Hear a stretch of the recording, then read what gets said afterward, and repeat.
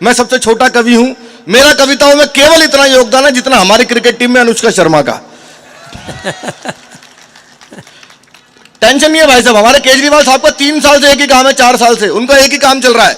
सुबह सुबह उठो, नहा धोकर शीशे के सामने जाकर डेली एक ही डायलॉग, एक बार दिल्ली पुलिस मुझे दे दो ठीक कर दूंगा, एक बार दिल्ली पुलिस दे दो ठीक कर दूंगा, इसको ठीक कर दूंगा, एक बार दिल्ली पुलिस मुझे दे दो। मैंने कहा जी दिल्ली पुलिस भी आपके बारे में यही कह रही है।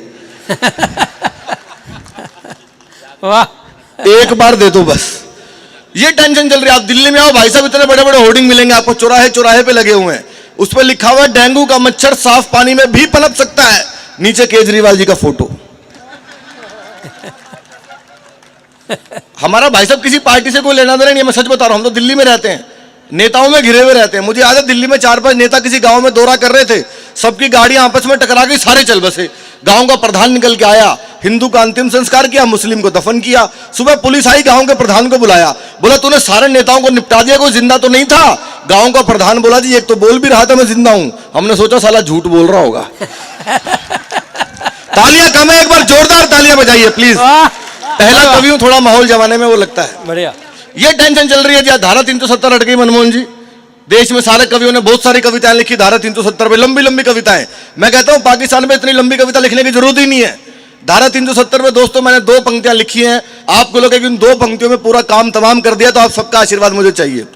हमने हटा दी धारा 370, हमने हटा दी धारा 370, अब मार के दिखाओ पत्थर। भाई साहब 2 लाइनों में काम तमाम है। 2 पंक्तियां मैंने और लिखी दोस्तों पाकिस्तान के लिए, आप सबको अच्छे लगे तो मुझे बताना। एक फिल्म का डायलॉग है, आधा वो डायलॉग लिया है, आधी बात मैंने अपनी हाथ से कविता उसमें लिखी है। आधी पंक्ति की मेरी कविता आपको अच्छी लगे तो मुझे बताना। आधी फिल्म का डायलॉग है वो, दूध मांगोगे तो खीर देंगे, दूध मांगोगे तो खीर देंगे, कश्मीर मांगोगे मांगते रहो, मांगते रहो, हमने कौन सा देना है। अभी देश में जीडीपी गिर गई भाई साहब, आपने सबने सुना होगा, महंगाई बढ़ गई, जीडीपी गिर गई। यहां दिल्ली में लोग जोर जोर से रो रहे थे जीडीपी गिर गई, जीडीपी गिर गई, जीडीपी गिर गई। उधर से महबूबा मुफ्ती बोली तुम्हें जीडीपी की पड़ी है, मेरी पीडीपी चली गई। अलग अलग तरह की टेंशन। रामलीलाओं का टाइम चल रहा है बहन जी, आजकल देश भर में पूरे में रामलीलाएं हो रही हैं, लेकिन बच्चे भी जाते हैं, वो सीखते हैं। बच्चों को पता है राम जी कौन थे, लक्ष्मण जी कौन थे, पर सोनाक्षी सिन्हा को नहीं पता। सोनाक्षी सिन्हा से पूछा अमिताभ बच्चन ने, बोला बताओ हनुमान जी बूटी किसके लिए लाए थे, उसको पता ही नहीं किसके लिए लाए थे। तो मुझे यह समझ में आ गया कि मोदी जी ने एडवांस में शत्रुघ्न सिन्हा को क्यों निकाला था। एडवांस में ही निकाल दिया भाई साहब, उनको पता था क्या है ये सारी टेंशन चल रही है दोस्तों। और हम लोग तो हरियाणा में खड़े हैं, बल्लभगढ़ की धरती पर खड़े हैं, जहां पे हास्य कर रहे हैं, अपने आप में हास्य है भाई साहब। यहां तो बात बात में हास्य करने की जरूरत थोड़ी पड़ती है। मेरी चाची भी बल्लभगढ़ की है, हाँ मुझे पता है, मैं सारी महिलाओं को चाची मान के प्रणाम करता हूं। भाई साहब हरियाणा का आदमी कुछ भी बोल सकता है। मेरे पिताजी 79 में दिल्ली गए थे, आज तक उनके अंदर का हरियाणा नहीं निकला। भाई साहब आज भी रात को 2 बजे ऐसी बात करते हैं, बड़े से बड़ा कॉमेडियन और कवि नहीं कर सकता कोई। अभी रात को दिल्ली में भूकंप आया 2:30 बजे, हमने पिताजी को उठाया, वो रात को सेट होकर सोते हैं। हमने पापा जी उठो भूकंप आ गया। अब हमने न्यूज चलाई, उसमें न्यूज आई, आइए चलते हैं अपनी संवाददाता सुनीता के पास और जानते हैं ताजा हालत क्या है। पिताजी नींद में आंख मसलते बोले सुनीता अब तक जाग रही है।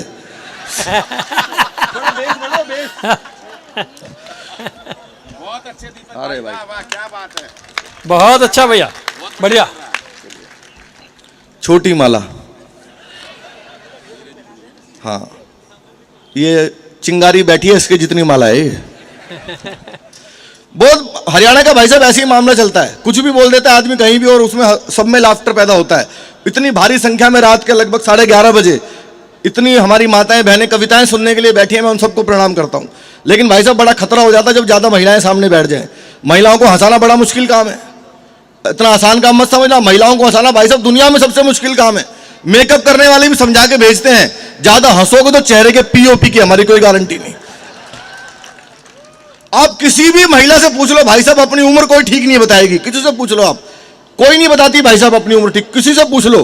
कईयों को तो मरने के बाद पता लगता है कि मुझसे बड़ी थी, कोई अपनी असली नहीं बताती। एक आध कोई हमारी गौरी मिश्रा जैसी ईमानदार होते हैं जो बता देती है 48 हो गए, हर कोई नहीं बता पाता।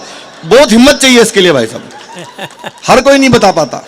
मैं तो एक बार ट्रेन में आ रहा था, बीच वाली बर्थ पे, ऊपर वाली पे 30-35 साल की महिला, नीचे वाली पे 70-80 साल के बीच में मैं। ऊपर वाले ने नीचे वाले से पूछा, बोला बहन तुम्हारी उम्र कितनी होगी? 70-80 वाली बोली होगी 30-35। इतना बड़ा घोटाला चिदम्बरम ने भी नहीं किया। अब 70-80 वाले ने 30-35 वाले से पूछा, बोला बहन तुम्हारी उम्र कितनी होगी? बोली होगी 18-20। मैं बर्थ से नीचे गिर गया। बोली क्या कर रहे हो? मैंने कहा पैदा होने की कोशिश।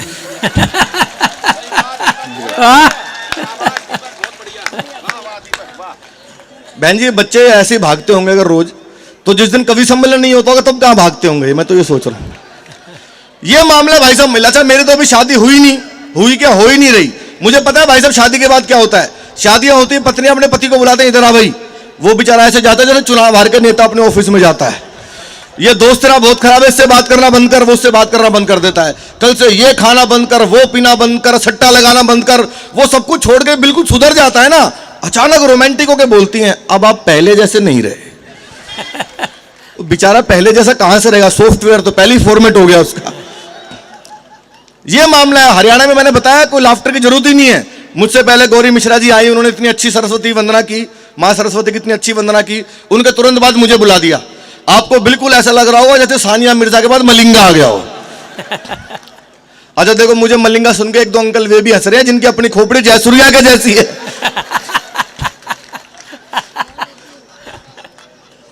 टेंशन नहीं है भाई साहब, हरियाणा का मैं सच बता रहा हूं आपको। अब तो बल्लभगढ़ तक भी मेट्रो आ गई। जब तक बल्लभगढ़ में इधर मेट्रो नहीं आई थी, दिल्ली में मेट्रो चलती थी पहले। मेट्रो का अपना सिस्टम है, कैसे चढ़ना है, कैसे उतरना, कहां टोकन मिलेगा, उसका पूरा सिस्टम है प्रॉपर। उसमें कोई बाहर का आदमी जाए भाई साहब बड़ी दिक्कत होती है। जब दिल्ली में नई नई मेट्रो चली, हरियाणा के ताऊ जी चले गए, सड़क पे मिल गए मुझे।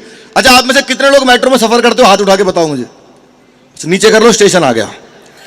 उसका अपना सिस्टम है, कैसे चढ़ना है, कहां उतरना है, कैसे टोकन लेना है। एक ताऊ मिले सड़क पे, छोरे ये बता शाहदरा कौन सी बस जाएगी?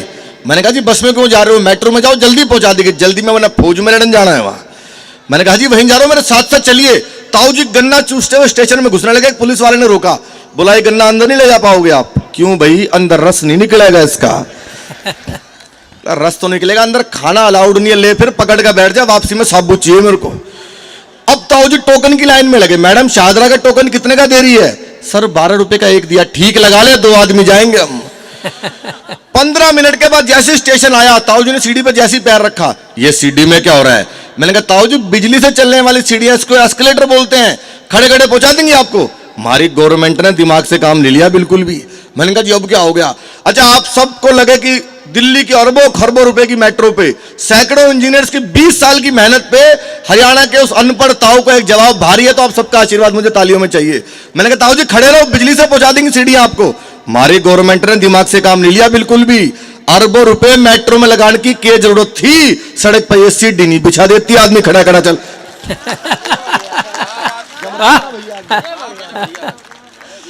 ये टेंशन है सर। लेकिन क्योंकि चुनाव का माहौल है, आजकल पॉलिटिक्स चल रही है, तो पॉलिटिक्स पर मैं राजनीति पर आपको अच्छी अच्छी चीजें सुनाता हूं। मैं आप सबको सबसे पहले बता दूं, ये भी राजनीतिक बात ही है भाई साहब। मेरा नाम है दीपक सैनी और मेरा राजकुमार सैनी से कोई लेना देना नहीं है। टेंशन चल रही है भाई साहब पॉलिटिक्स की। देश के बड़े बड़े नेताओं को दोस्तों मैं आपके इस मंच पर प्रस्तुत करूंगा। आपको लगे कि वे सारे नेता आपके बल्लभगढ़ में महाराजा अग्रसेन जी के मंच पर आ गए, तो आप जितनी तालियों से सुनेंगे मैं डबल ताकत आपको लगा के सुनाऊंगा। हर नेता का अंदाज अपना अलग होता है, भाषण देने का सबका स्टाइल अपना अलग होता है। मैं कुछ नेताओं का अंदाज आपको बताता हूं, वे लोग कैसे भाषण देते हैं। एक दो आपके इलाके के नेताओं का भी बताऊंगा मैं। एक बिहार में नेता है लालू यादव, आप सब जानते होंगे, सबसे ईमानदार आदमी भाई साहब। जिस जेल का उद्घाटन किया था उसी में बंद रहे। लालू जी का अपना स्टाइल है भाषण देने का। पिछले दिनों भाषण दे रहे थे, 1 घंटे भाषण दिया। सामने से एक लड़का उठा, एक लाइन में लालू जी को निपटा दिया। लालू जी जैसी माइक पे आए,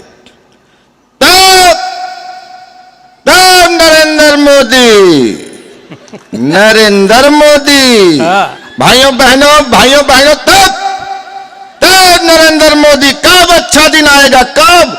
नीचे से एक लड़का उठा, बोला जी 9वीं फेल आपका लड़का उप मुख्यमंत्री बन गया था और कितने अच्छे दिन लोगे। और कितने अच्छे दिन लोगे भाई साहब। एक नेता है नवजोत सिंह सिद्धू, आप सब जानते होंगे। मैं लाफ्टर 3 में सबसे यंग पार्टिसिपेंट था। हम लोगों को माइक ले जाकर रखना होता था, सिद्धू जी को हंसना होता था, पर वो हमसे पहले ही भाषण देना शुरू हो जाते थे।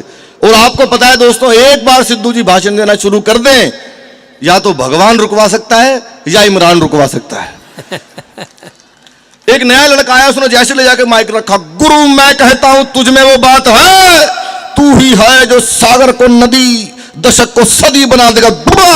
माय डियर फ्रेंड, तुझ में वो कला है, नदियां, नाले, पर्वत, झरने, गागर, सागर। वो बंदा डर गया, बोला जी माफ करो, मैं तो माइक टेस्ट करने आया था।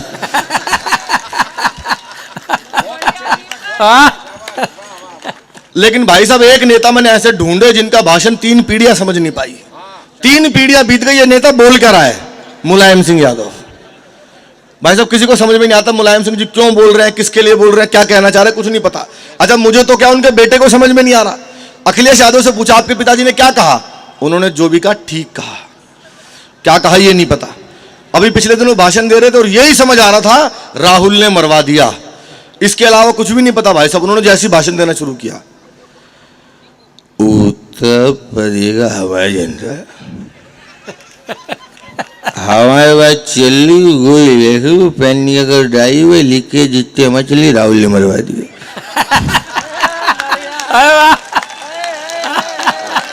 बढ़िया, कुछ नहीं समझ आया भाई साहब। मैंने थोड़ी टीवी की आवाज तेज की, मैंने कहा शायद समझ में आ जाए, वो दोबारा शुरू हुए। हमारे बेटा अखिलेश उत्तर प्रदेश की चली गोली पैन पे लिख के जितने हमारे मोदी की जैसे हमारे राहुल ने मरवा दी। मुझे भाई साहब कुछ नहीं, मैं पिताजी को ले आया, बोला कि मैंने पता नहीं क्या बोल रहा, फिर शुरू हुए। हमारे उत्तर प्रदेश की चली गोली बात और हमारी लिख के जितनी हमारे पैन निकल राहुल ने मरवा दिया। पिताजी बोले बेटा टीवी बंद कर दे वरना सबको यही मरवा देगा। यह हर नेता का दोस्तों अपना अंदाज है, लेकिन एक आवाज में आपको ऐसे सुनाता हूं जो आपने शायद कभी किसी कलाकार के मुंह से ना सुनी हो, मेरा दावा है, और आपको मजा आ जाएगा। वो आवाज है, अंदाज है हमारे भारत के रक्षा मंत्री राजनाथ सिंह जी का अंदाज।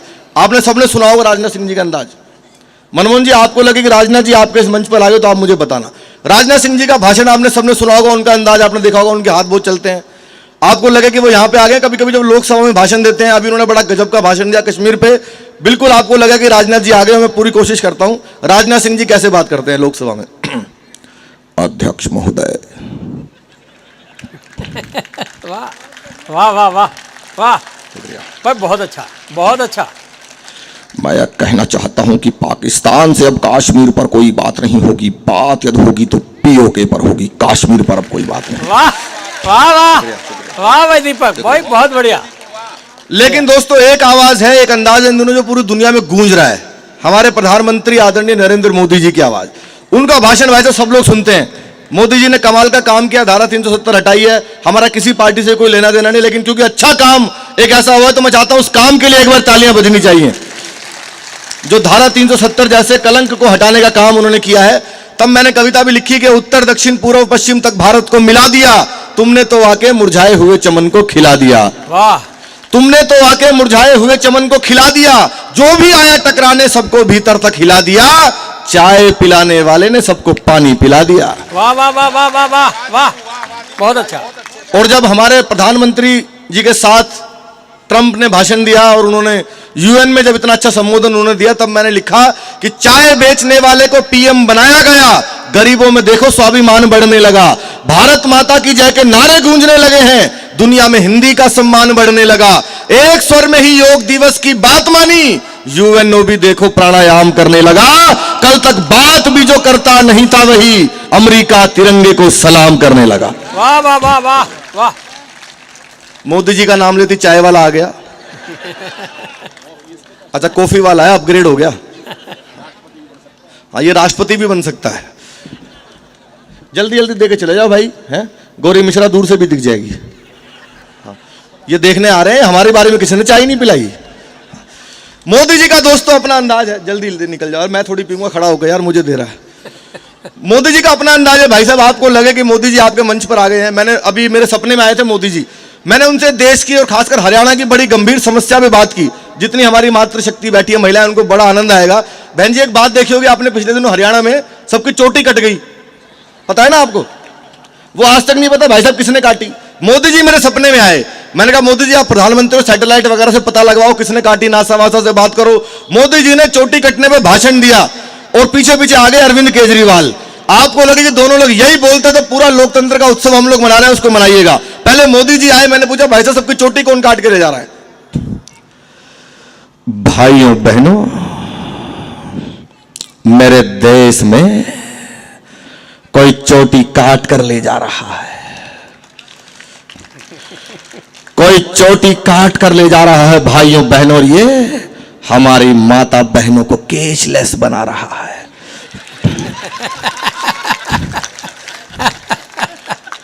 और जो लोग चोटियां काट रहे हैं, मैं उनसे भी कहना चाहता हूं, अगर काटना है तो गरीबी को काटिए, अगर काटना है तो बेरोजगारी को काटिए, और चोटी ही काटनी हो ना तो उनकी काटो जो पार्लर में कटवाते हैं।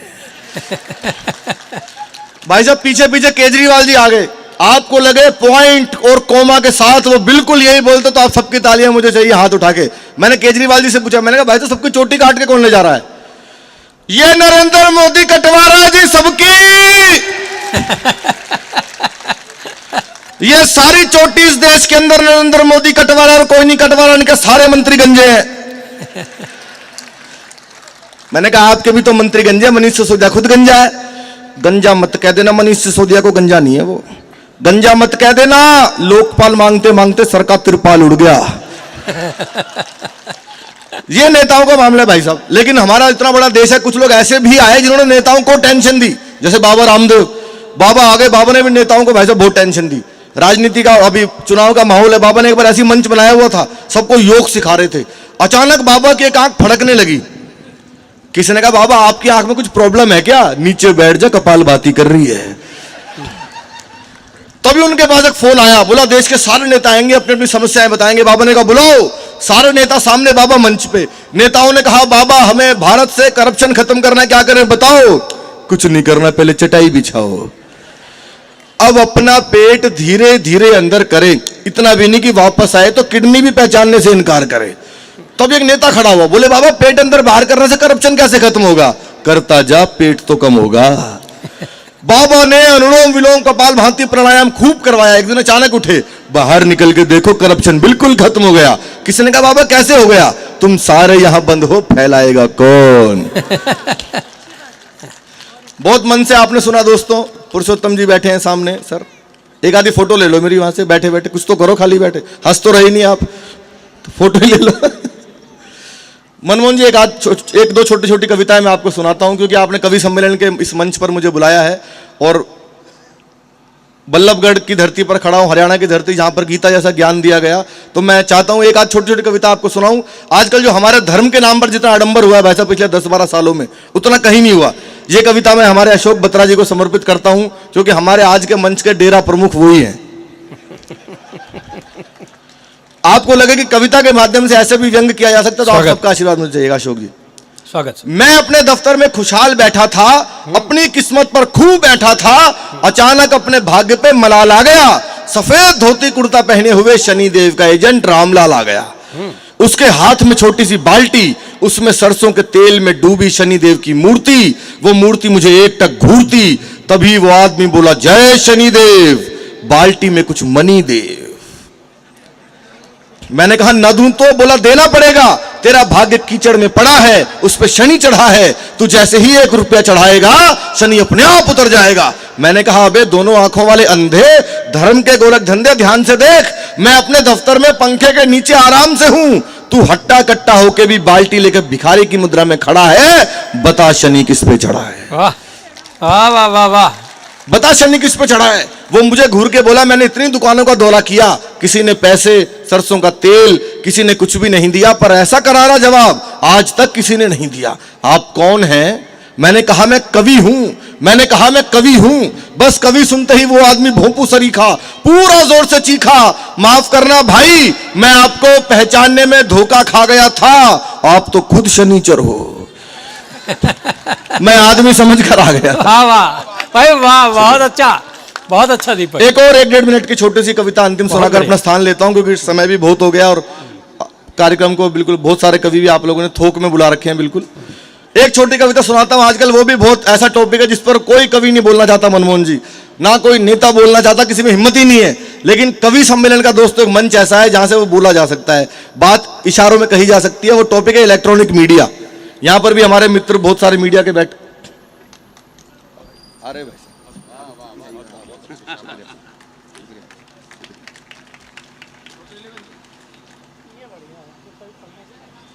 कभी के बीच में आ गए, बताओ। शुक्रिया। 4 लोग सेट किए थे मैंने, माला वाले 3 ही आए अभी तो। मीडिया आप सब जानते हैं दोस्तों, न्यूज चैनल इतने सारे हमारे देश में हैं। अगर न्यूज चैनल ना होते तो हमें जाहिर सी बात है बहुत सारी चीजें ना पता लगती, हम तक ना पहुंच पाती। लेकिन कुछ चीजें वो ऐसी दिखाते हैं जिसकी इस देश को जरूरत ही नहीं है, पूरा दिन पेलते हैं उसको। पता नहीं भाई साहब क्या करते हैं। वो कपल हनीमून पे गया हुआ था शिमला में, आदमी को पकड़ लिया, बोला भाई साहब आप हनीमून पे आए हैं? वो कहता हाँ जी। कहता आपकी पत्नी भी साथ आई है क्या? बोला नहीं, परवेज मुशर्रफ को लाया हूं। क्या करोगे भाई साहब, कुछ भी दिखाता है इलेक्ट्रॉनिक मीडिया हमारा, सच बता रहा हूं मैं। उस पर एक छोटी सी कविता मैं आपको सुनाता हूं। ऐसी कविताएं बहुत कम लिखी जाती हैं, मां सरस्वती ने मुझसे लिखवाई है। आपको लगे कि मैंने बिल्कुल ठीक बात की तो आपकी तालियां मुझे शक्ति देंगी कि मैं ऐसी एक आध कविताएं और लिख सकूं। सुनिएगा। दिल्ली में रसोई घर में खाना बना रही महिला पर किसी ने कई बार बेलन से प्रहार किया और महिला को मृत्यु के घाट उतार दिया। ये एक छोटी सी घटना है, कहीं भी हो सकती है, अपराध तो कहीं भी होता है। अब अलग अलग चैनल्स को कैसे बेच रहे हैं उसका आप आनंद लेना। दिल्ली में रसोई घर में खाना बना रही महिला पर किसी ने कई बार बेलन से प्रहार किया और महिला को मृत्यु के घाट उतार दिया। पुलिस ने शव का पोस्टमार्टम शुरू कराया। एक पंक्ति में दोस्तों पूरी कविता है मेरी। पुलिस ने शव का पोस्टमार्टम शुरू कराया और मीडिया ने खबर का। पुलिस ने शव का पोस्टमार्टम शुरू कराया और मीडिया ने खबर का। पहले चैनल पर खबर थी, क्या एक अदना सा बेलन किसी की जान ले सकता है? क्या प्रभु छोटे से बेलन में इतनी शक्ति दे सकता है? हमारे विशेष संवाददाता जांच के लिए इसकी तह तक जाएंगे और बेलन की सही शक्ति का पता लगाने के लिए कैमरामैन के सर पे आजमाएंगे। वाह। दूसरे चैनल पर रिपोर्टर खाली जमीन दिखाते हुए बोला, गौर से देखिए इस जमीन को, ये कोई मामूली जमीन नहीं है। उस महिला की मौत की जड़ यही है। 500 साल पहले यहां था एक पेड़ जिसका बेहद मोटा तना था। जी हां, उसी तने की लकड़ी से वो खूनी बेलन बना था। तीसरे चैनल पर खबर थी, नमस्कार, आज का मुख्य सवाल इस प्रकार है, जिस बेलन से महिला की मौत हुई वो किस लकड़ी से बना था? ए नीम, बी शीशम या सी कोई और? अपना मोबाइल फोन उठाकर उसके मैसेज बॉक्स में जाकर टाइप कीजिए BELAN और भेज दीजिए 000 पर। और अभी तक की अपनी प्रस्तुति का सबसे बारीक व्यंग आप सबके चरणों में रखता हूं। आपको लगे कि इलेक्ट्रॉनिक मीडिया में ऐसा मजाक भी होता है तो आपका आशीर्वाद मुझे आपका चाहिए। चौथे चैनल पर खबर थी, नमस्कार, आज हमारे साथ मृतक महिला के पति सुधीर हैं। नमस्कार, आज हमारे साथ मृतक महिला के पति सुधीर हैं जो इस वक्त बेहद गंभीर हैं। सुधीर, जैसा कि हमें पता चला है कि आप दफ्तर से जल्दी आने वाले थे, अपनी पत्नी के हाथ से बने पकौड़े खाने वाले थे। दर्शक आपसे जानना चाहते हैं आपको ज्यादा किस चीज का दुख है?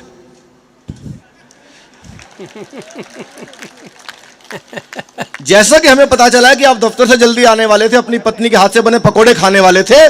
दर्शक आपसे जानना चाहते हैं आपको ज्यादा किस चीज का दुख है, पत्नी के मर जाने का या पकौड़े ना खा पाने का?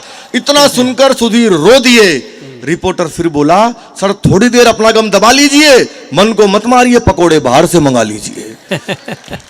बस इससे ज्यादा मैं नहीं देख पाया इलेक्ट्रॉनिक मीडिया का द्वंद। तुरंत अपना टेलीविजन किया बंद और यह विचार किया कि सबसे अलग होने का दावा करने वाले ये चैनल्स झूठ के पालने में इतना झूल गए कि ज्यादातर मीडिया चैनल तो सत्य दिखाना ही भूल गए। वाह वाह वाह वाह वाह वाह वाह। ज्यादातर तो सत्य दिखाना ही भूल गए। ये इधर उधर से उल जुलूल खबरें सहेजते हैं, फिर उसे मन चाहे दाम पर बेचते हैं। और हकीकत तो यह है दोस्तों, सबसे तेज होने का दावा करने वाले ये चैनल्स धीरे से ही सही पर सत्य सत्य और केवल सत्य दिखाते तो हमारे देश में हत्यारे, चोर, अपराधी, भ्रष्टाचारी, बलात्कारी शायद नहीं पनप पाते, शायद नहीं पनप पाते।